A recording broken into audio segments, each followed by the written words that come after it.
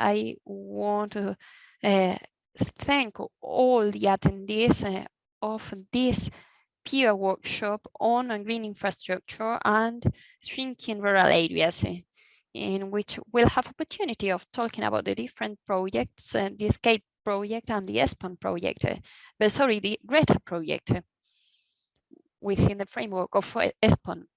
As other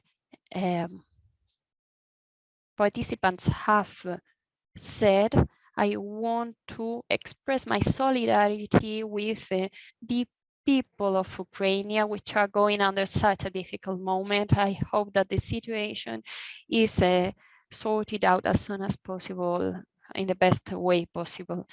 With, I think it's time to open this roundtable. As it's been already said, we need to give a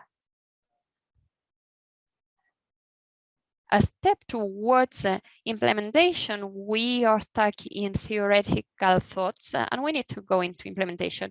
I want to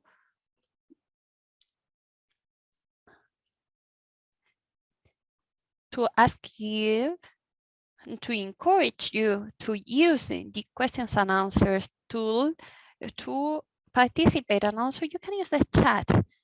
But first of all, we are going to introduce 3 people which are highly complementary and which will provide a highly scientific point of view. I want to encourage them to interact so that this roundtable as dynamic as possible, respecting the floors and times. First of all, I want to welcome Maria Montserrat Castangarnal, which is the City Councilor of Anso Huesca. She has been engaged in the City Council, first of all, as a City Councilor, and then she is the mayor of this municipality. Good morning, Madam Castan. I have to say that Anso was chosen among other municipalities within the process Smart Rural 2021, which needed the municipalities to implement intelligent strategies to fight against the shrink of rural areas and the decline. Could you give more details about the strategy that was implemented in ANSO? How was the process? Which were the different steps, the priorities? Which are the projects that are still to be implemented, especially those regarding green infrastructure and fight against depopulation? Good morning, everybody. First, it was a reflection. We had a reflection stage. We needed to identify the value of our resources. We have a great natural and cultural legacy. We are located in a valley and it's quite disconnected from the main cities in Huesca, in the Pyrenees area, and we needed to look for social cohesion. In the last 10 years, we had a loss of around 100 citizens per year. We have an ongoing shrinkage, and we needed to reflect on what is happening. That's why we involved the population. We initiated a participative process so that we could identify the current weaknesses and how we could deal with them and advance towards a more sustainable future. That's why we decided to apply for the Smart 2021 project, because we thought that we, even if we were a small village of 400 citizens, we thought we needed the experts to help us planify the strategy towards the future, and we needed to take advantage of what Europe was offering to us. From this point of view, the most intelligent part of this strategy is its transversality. Our problem was mainly, and this has been mentioned during this session already, was that we relied on natural resources. Our main resource was livestock and extraction of wood and the different services provided. During the last year, forestry management was reduced to zero. We are a protected area, we are a natural park, a protected space, and that's why we were looking and focusing on other kinds of economies which were focused on concealing services with tourism. Our area has a high touristic component which is related to the ski stations, ski areas. And then we have to say that we had tourism, we had livestock and agriculture, and that we relied on the management of resources such as mushrooms and tourism. Once we started reflecting on our situation, we identified a big challenge with housing. Housing was limited to the reconstruction and building of touristic housings, and there were no opportunities for the rental, for example, devoted to students, and we needed to provide opportunities for the residents to stay in our cities and in our areas. The way we intervened went through the participation of private stakeholders who cooperated with the city council to provide rental places. We also provided public spaces, public buildings to provide housings for new people who can come and stay to develop their business and personal project in our city, in our village. We also decided that we needed to push entrepreneurship because our council, our city council was managing small businesses and the families were relying on forestry management. Once the main sawmill in the area was closed, we didn't have resources to deal with the economic situation of the area. So we decided that we needed to manage the funds coming from smaller entities to generate work, job opportunities, and that we needed to foster entrepreneurships. We decided that we could recover the the facilities of the good mill, of the sawmill, to open a center in which we could give visibility to our area so that it could be considered as a place to stay and to live. We wanted our young people to stay in our village and to find opportunities within our region. We need to improve connectivity. Wideband was not available. We are in a highly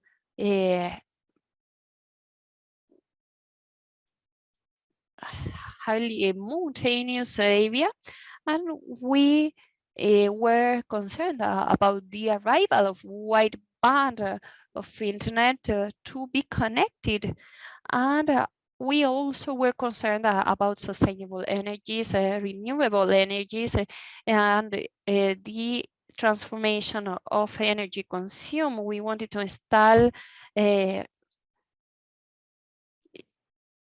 plant with photovoltaic resources so that we could generate a self-consume of energy. Environmental sustainability was our priority. We are a natural protected park. We need to protect our landscape, our green infrastructure. We are the guardians of this landscape, and we need to recognize its value and protect it. Our ecosystem is the big potential of big cities. We receive lots of population visiting us from big cities, both in winter and in summer. So we need to preserve that. We need to preserve tourism, but we need to give value to our landscape, and we need to generate an economy through a service of compensation of the CO2 capture. We understand that our forests are an important element for the catching of CO2, and if this is released to the market, we can get private companies involved in the payment of environmental issues, and this could be part of this transition within the rural areas, and this could allow reinvesting that those assets in the management of our forests, because we lack an appropriate forestry preservation. Preservation of forests was so exhaustive from the side of other entities, national entities, that we forgot about the intervention at a local level, and we need to intervene so that our forest is preserved and that it can be understood as an asset. We need to renew it, we need to maintain it, and this could generate job opportunities. We need to reinvest in the forest to generate job opportunities, generate the economy, which is what we lost, the capacity of generating job opportunities at a local level. That's our strategy. We are going forward with different projects. We are creating synergies, contacts with the ministries which are involved in the different areas that I've mentioned. And I think we are at a good moment. We've been selected for the development of this urban agenda, which will be rural urban. And in our case, it will be more rural, because for us, it will help us to identify those spaces that can be improved. And this is something that is possible. Thanks a lot for what you shared, Madam Mayor. It was really interesting. Sometimes we say that small municipalities face lots of challenges, and in the case of François, if we check all the initiatives that have been implemented, they are contributing to reduce the impact of the population. We see the initiatives regarding housing, entrepreneurship, connectivity, digitalization, and there's also this very innovative initiative regarding the payment of CO2 gases, which could pay this environmental bill. I congratulate you for your efforts and hope it inspires other villages that are in a similar situation. I will now give the floor to next speaker. We've seen local initiatives. Let's check initiatives from a point of view of a regional entity.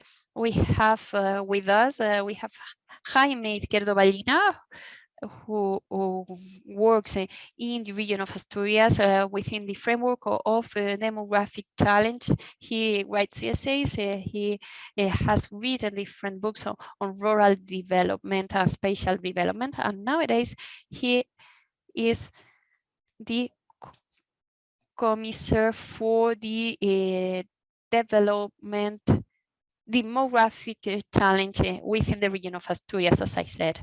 I wanted to ask you, Asturias has the most aged population of Spain, with an average of 50 years old. I would like to know which are the initiatives you are implementing to try to revert the demographic situation, respecting nature, and which is the role that you think that these small villages can play within this context. Can you talk about all of this, Jaime? Thanks a lot. First of all, thanks for the invitation. It's a pleasure for me to be here. During this morning, I've been listening to different Asturias, really para todas las que están be concise for the respect of all the people that are listening to us. We are a region of primary industrialization. In the 60s, we were included within the planification of Franco's system, considering the industry of coal and steel making. We were at that point one of the industrial focus, which attracted lots of population during the 60s. So we received lots of population from the north of Portugal, the region of Galicia, and the area of Extremadura. The model was not modified. It became a public enterprise, and all the young people who came at that point aged. And now we have the consequences of that. We are a very highly aged region. Rentals were generated at that point, and the child of those workers had access to training. So we had a very highly qualified young population who didn't find a job opportunity in our region, and they left. That's why, because that's the reason why we have a problem of low childbearing, because people is quite aged. Sometimes we have to consider whether this is about good news. In the case of Galicia, who experienced out migrations into America, we have to consider that there was a high population coming back, and this was an economic dynamics which was really strong. The case of Ireland is the same. People who left then came back. So in Asturias, in our region, we are waiting for young people who left to come back and to start implementing new activities and opening new companies in our land. From the geographical point of view, I want to make a quick description of our demographic structure. And considering the geodemographic context of the population of Asturias, it's located in the central area, in urban areas, which were industrial, and we have the population in rural areas, and that's the situation of our region. Some of our areas, for you to understand, could be a kind of Iberian Canada, big forest spaces with some mines. Some mines in the midst of it. Geographically, we could say that we could define the Asturias as a place for coal and bears. We have a very interesting fauna And we also have the mines, coal, and it's advancing towards future industrial models. And that will be the definition of our land. The second part you were asking about regarding solutions. First of all, I would like to think that we cannot believe all of what we are saying. I want to be critical. First of all, regarding the concept of green infrastructure, it's hard for me to think of infrastructure. When I think of infrastructure, I think of a road, for example, but then there's the green concept. And it's a concept that was designed in such a way that if areas were not green, they were not ecological. I even saw a report on the TV in which they talked about the area of Cabo de Gata in Almeria, and they said that even if it was an arid landscape, it was protected. Of course, it doesn't need to be green to be natural and to be protected.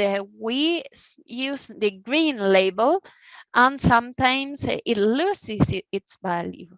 It cannot be infrastructure and it cannot be green.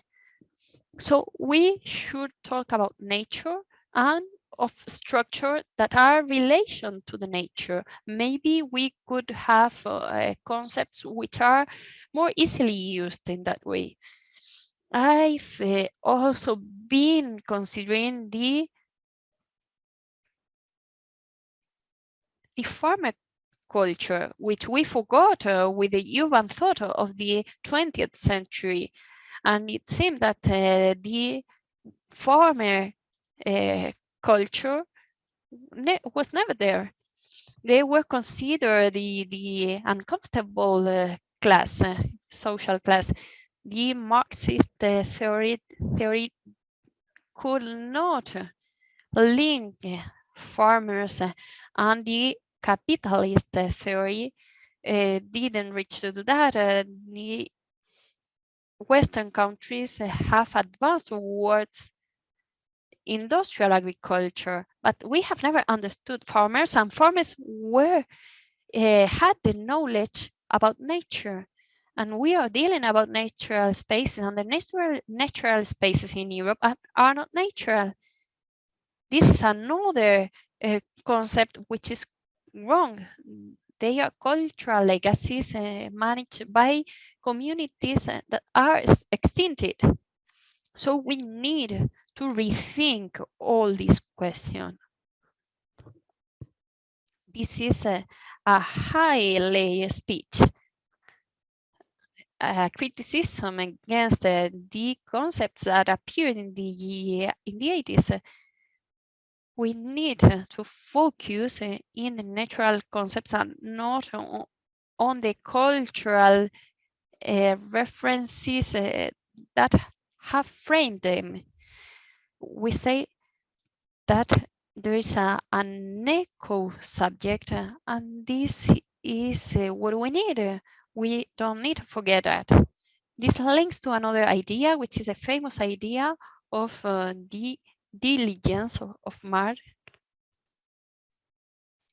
smart villages, which are an important consideration. Villages are intelligent.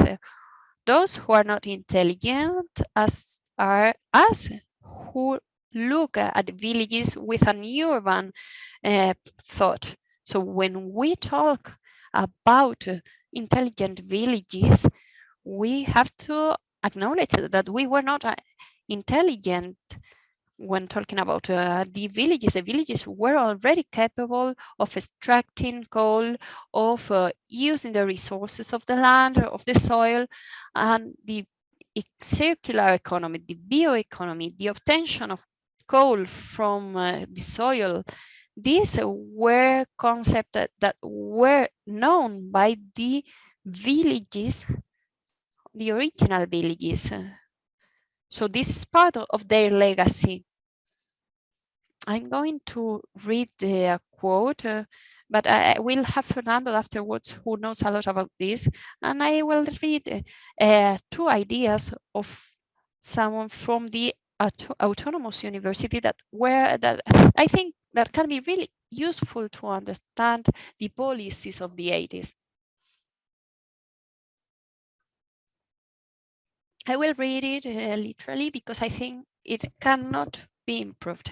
Regarding the farmer thought, this information can only be accepted in extremis in the regions transformed by the agricultural change and considering the different classes. We cannot deal with a culture of people that was not written or published and that was acquired by the tradition. However, we need these knowledges and we need to access the comprehension of the different uses of the soil that have modeled the different landscapes in Europe. This thought is concluded with this idea. The systems of uses of the current situation and the past are not only useful to improve the situation now, they are useful to prepare our environment for the future. The consequence of transformation and abandon that have experienced our ecosystem are responsible of the transformation that we are seeing in our areas, in our rural areas. We need to reach the needed knowledges and get inspired by traditional characteristics to contribute to the design of new landscapes. This is the theory we need to consider. The mayor that provided a very beautiful view of transversality needs also a dialogue with what comes from the past. We need to take the knowledge of the past to keep the legacy, the cultural legacy, to produce agro-food products which are excellent, and to keep a farmer thought in those territories that can deal with the challenges of the future. The problem of the policies and the conservation is that they didn't consider the economical facts of each territory. And if we don't consider the economic facts of each area, we cannot implement any initiative to deal with the challenges of the future. In Asturias, we have identified that nearly 70% of our regional territory has the logics of the ancient farmers' use of land. We are the consequence of our past, and we need their knowledges to manage the land. If not, the forest will arrive, we will be devastated by new trends, and this has to be considered to defend the structure, the rural and urban structures that were already capable to manage the different land challenges in the past. My intervention was aimed to provide another vision, because we cannot keep speaking about protection instead of reactivation, agroecological reactivation. The policies of conservation of the nature need a high and important review to initiate a new way of working. We need industrial re-intensification. And we have to acknowledge that it has not worked well until now. So we need a new economy to manage our spaces. And it's a new economy with the ideas of Bernadette. If we could implement them, it could work really well. I don't want to take more time. I wanted to be concise, but this is the basis on which we are working in Asturias, but we have lots of problems. We find lots of challenges because the dynamics are not helpful. It's everything's really difficult. We are aware of that. Thanks a lot, Jaime. Thanks for saying, for stating clearly what's the situation, and thanks for your optimistic view, which is always necessary. Sometimes we, when we concentrate of rural areas, we highlight stereotypes which are not always like that. We need to break with these stereotypes, and we need to give an opportunity to some concepts which are not new, as you said. Now I want to welcome the third person of this roundtable, Fernando Valladares, who will close the circle. We have covered the rural area, the economic area. Now we are going to the academic point of view. Fernando is a doctor of the University of Madrid. He is a researcher within the SIC, and he is a professor also in the University of Juan Carlos. His research has been focused on the facts of the global change and the mechanisms of tolerance and resilience to extreme changes. He's a referent in Spain and an example of how a researcher can transfer knowledge to citizens and to the society in such an important context. First question, taking into account your experience in the context of the subjects that we are dealing with, how do you assess the initiatives of the private companies? Do you think that they are listening to the needs of citizens? Can you say how can we improve at a rural and at an urban level? Thanks a lot, Jorge, for your introduction, and thanks for giving me the opportunity of learning from lots of concepts from different programs, ESPON, Greta, the initiatives that are being done in the area of Maestrazgo in Valencia, the initiatives in Huesca and Asturias. And as we have some delay, I will speak very shortly. I want to highlight some ideas. I really like the focus of the mayor of Anso. She brought the ideas to reality. I like the idea of reviewing the concepts that proposed Jaime Izquierdo from a theoretical point of view. And as a scientist, I am concerned about the generalized use of the concept of green infrastructure. I am seeing it in conferences, in meetings, when different projects are presented. These are projects which give the character of green infrastructure to initiatives that have nothing to do. And I think this is done because of the opportunism. We try to implement things which are not green and are not sustainable under this umbrella. Logistic development projects and other kinds of initiatives that were going to be implemented anyway. They are now presented as green, and they want to take advantage of the possible funds.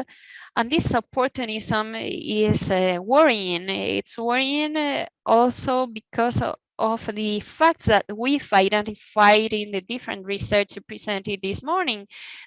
Sometimes they stay in this mapping, in this physical study. We need to go further and analyze the functionality. We need to see how it has impacted on the land, how each specific action has changed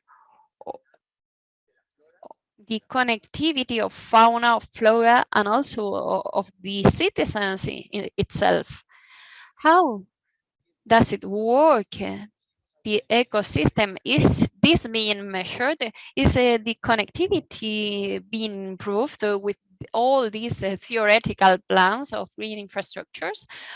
Connectivity is key. I am not seeing the active participation of lots of people which are still in the rural areas. I still see an action addressed from the desk at the urban areas with a big lack of listening to those areas where people are living, and these areas where the population is increasing.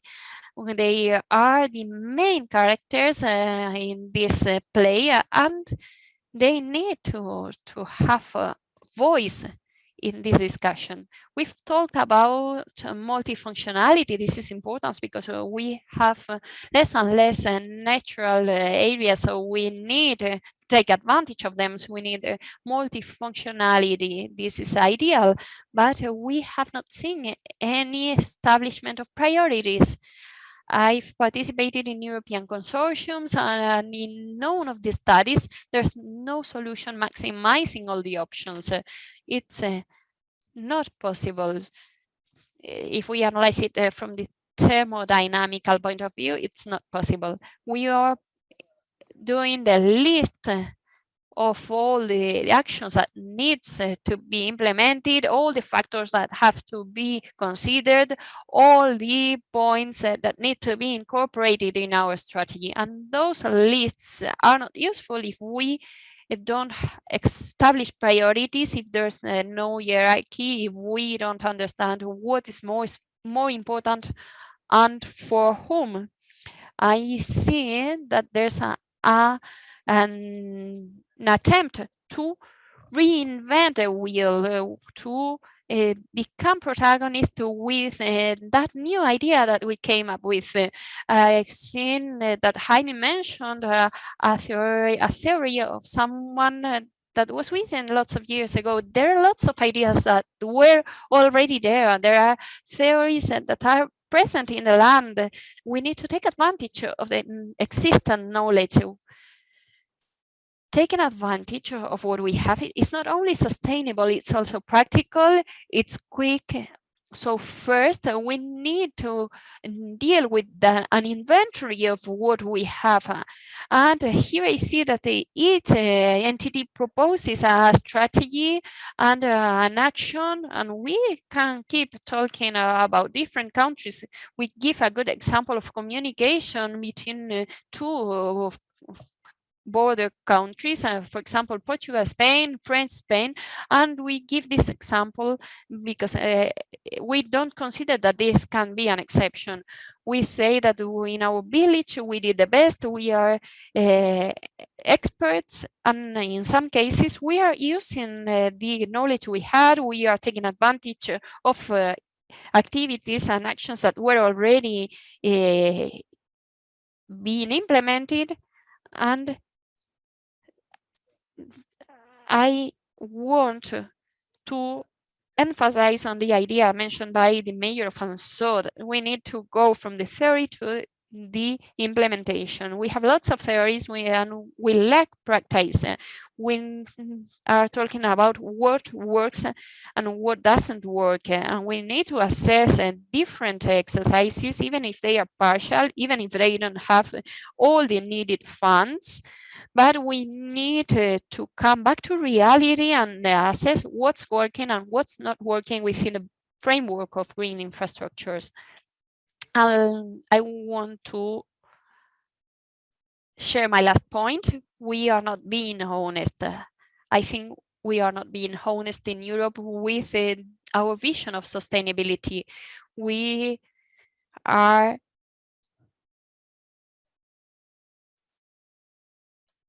I think we are fooling us when we deal with companies.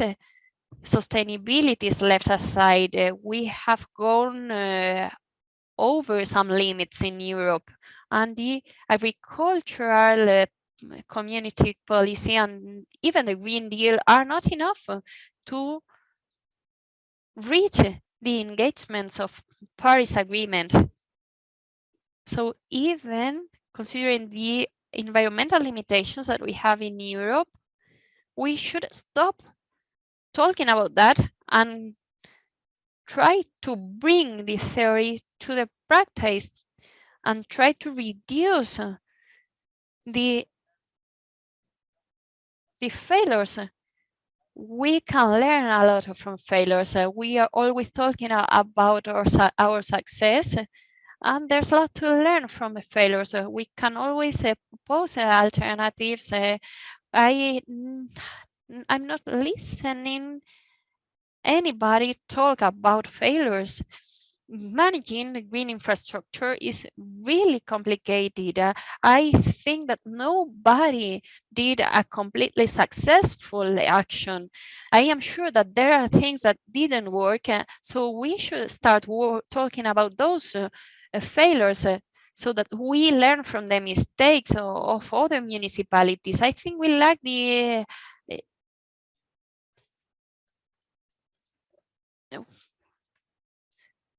I think we lack the integrity to talk about all those mistakes. Success is enlightening and provides examples, but there are lots of failures. Sometimes we forget about connectivity, about functionality, and other key issues which are included in a long list of ecosystemic services. They are included in those lists of directives, but we need to go down to the essence and see that when these strategies are analyzed, they are not as sustainable as we thought.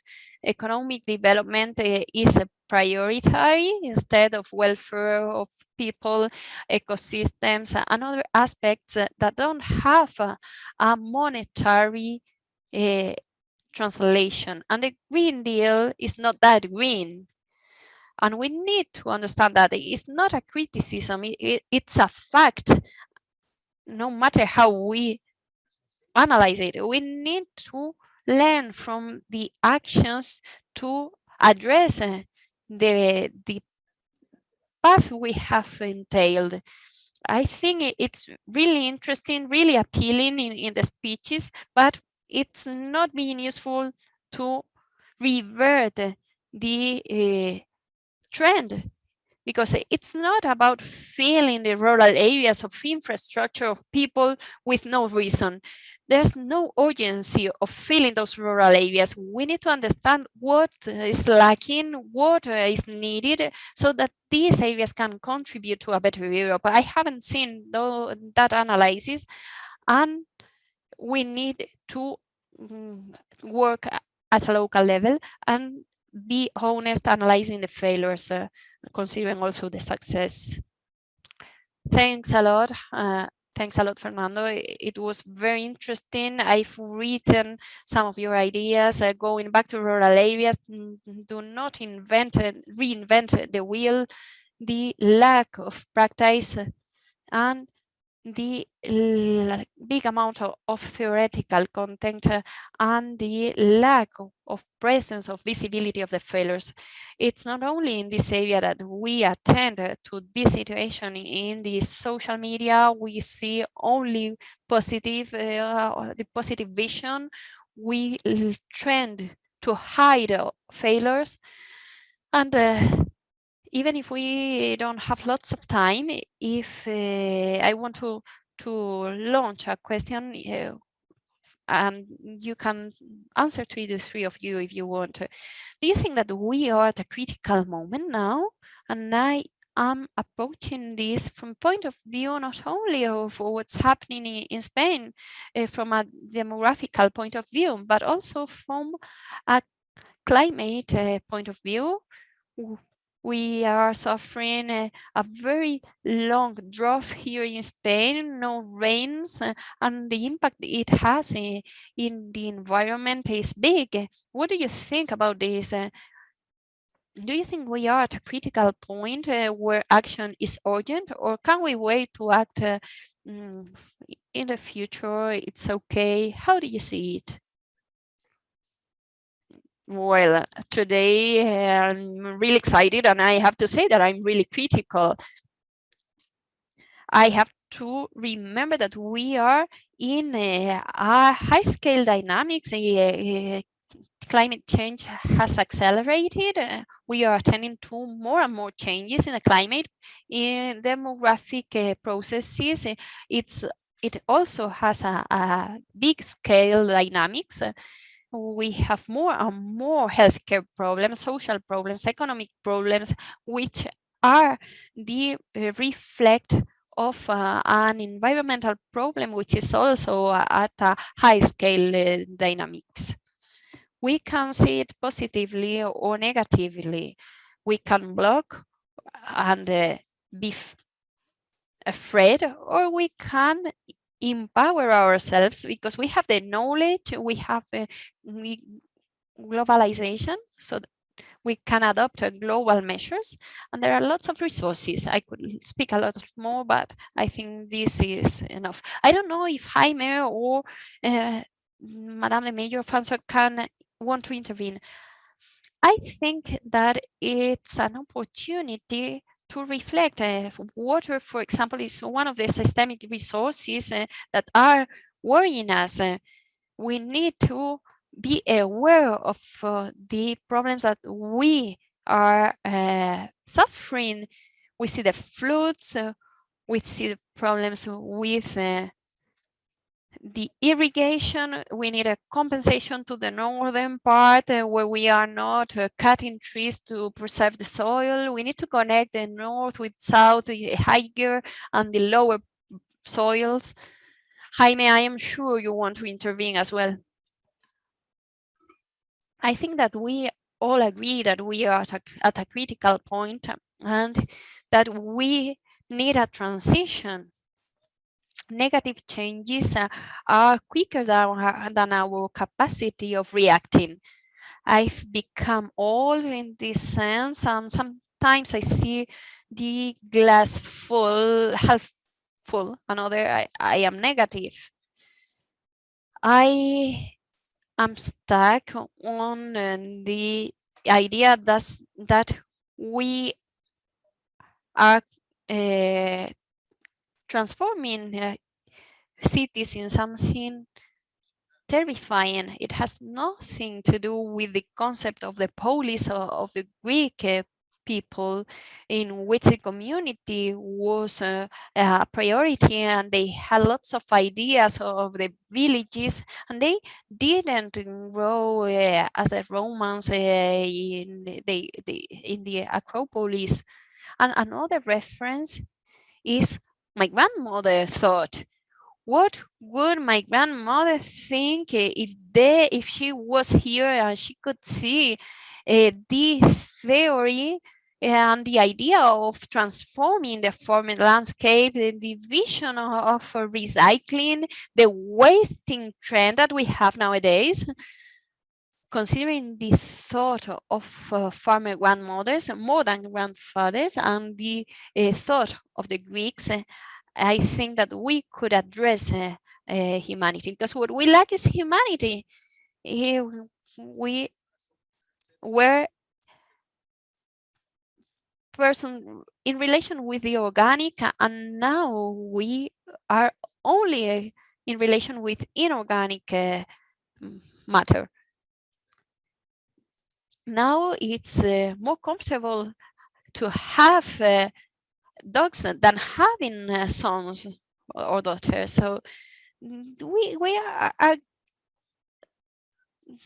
in a trend that is completely crazy, and the animalist trends and the new trends are completely crazy. From the conceptual point of view, I would take the Greek thought and grandmother's thought to readdress the trends in rural areas. Thanks to the three of you for this enriching roundtable. I think we could stay for 40 or 50 minutes more, but we need to adjust to the time provided. I want to thank you again for participating in this roundtable. It was a pleasure to interact with you, and hopefully we can meet again in a new event. I want to give the floor to Tom Goose to sum up all the conclusions of this event.